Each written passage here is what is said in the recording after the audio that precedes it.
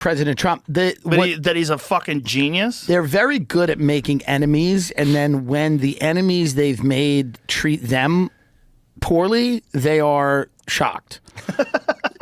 This is what they do. They kind of bully people, and they intimidate people, and they threaten people, and then when those people then, go back at them or try to assert themselves in any way, they're like stunned that person has autonomy and is acting in their own interest, This is happening over and over again. But this idea is crazy because it's literally one of the most unique talents in terms of engineering, in terms of... But she doesn't understand that. So that's the thing. She doesn't know that. Right, but how she thinks there's 20 people doing it. That's what's crazy. But how SpaceX has done things that have never happened before. Sure. These Falcon rockets landing... The catching the rockets with all the plans that they have for all these different things, the trips to Mars, no one's doing that.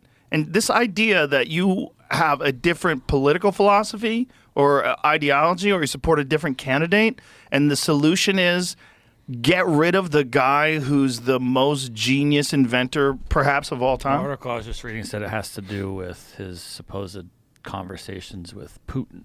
He had a conversation? Oh, no. As of 2022. So did Tucker Carlson. Take him off Twitter. And here's the other thing. I think that, from what I understand, and I've read a little bit about this, paywall, but Elon refused to provide Starlink to the Ukraine because they were going to use it to attack Russia, and there was going to be a dramatic escalation in the war. Right. And I think he was trying to avoid that. Yeah. I think he was trying to avoid a dramatic escalation in that war. Well, so the people that want a dramatic escalation in that war...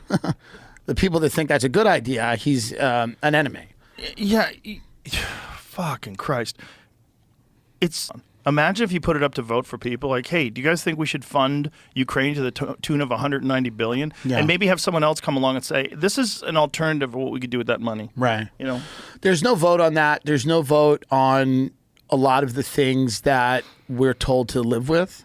There's never been a vote on immigration. There's votes for candidates that support it or don't support it, but there's never been a vote on should we secure the southern border would unanimously be voted on, and people would unanimously pretty much say absolutely. Well, how about the voter ID laws? Yeah. 84% of America think we should have voter ID.